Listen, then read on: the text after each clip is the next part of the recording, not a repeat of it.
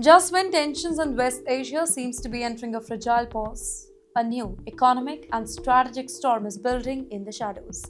Well, reports suggest that Iran is pushing forward a very controversial plan linked to the Strait of Hormuz. Basically, a move that could reshape the global energy politics and that too overnight. The idea being discussed, a massive toll system worth nearly about $500 billion, giving Iran a potential revenue grip over one of the world's most important oil choke points.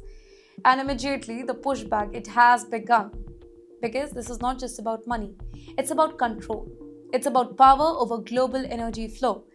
Ladies and gentlemen, the Strait of Hormuz, it's not an ordinary waterway.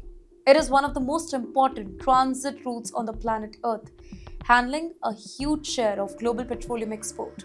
So any attempt to introduce tolls or control access automatically it sends shockwaves, and that too across the globe. And now Gulf nations they are reacting fast.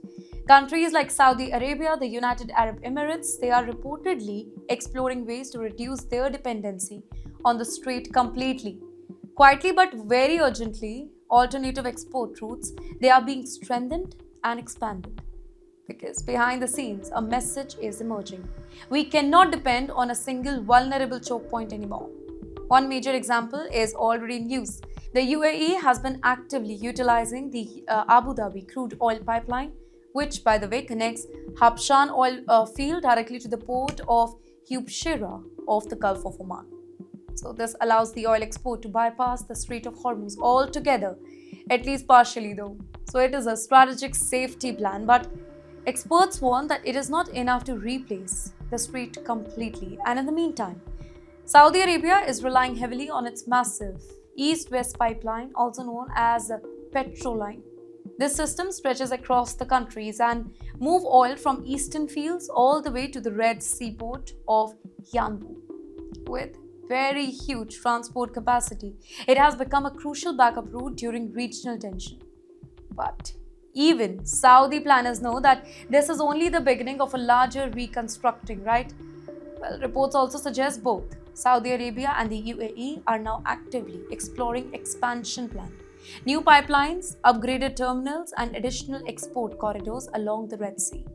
Well, there are even discussions around major infrastructure that are linked to projects like NEOM, designed to reshape long-term energy logistics. Because in today's geopolitical climate, well, dependency is being replaced by diversification, and this is where the tension that sharpens. Because if Iran gains even partial authority to impose tolls or regularize the passage through the Strait of Hormuz, it would significantly increase its leverage over the global energy market. And that possibility alone is being very strongly resisted by the Gulf nations who see it as a direct threat to their economic stability and their long-term influence. And now add another layer to this, and you get a very complex picture. Political voices across region, including discussions involving Benjamin Netanyahu and Saudi leadership under Mohammed bin Salman, have previously highlighted the risk of over-reliance on the single maritime route, specifically during conflict period involving Iran. And those warnings are now turning into real infrastructure action. Because this is no longer just theory, ladies and gentlemen, it is happening in real time. New pipelines are being planned, old routes, they are being upgraded.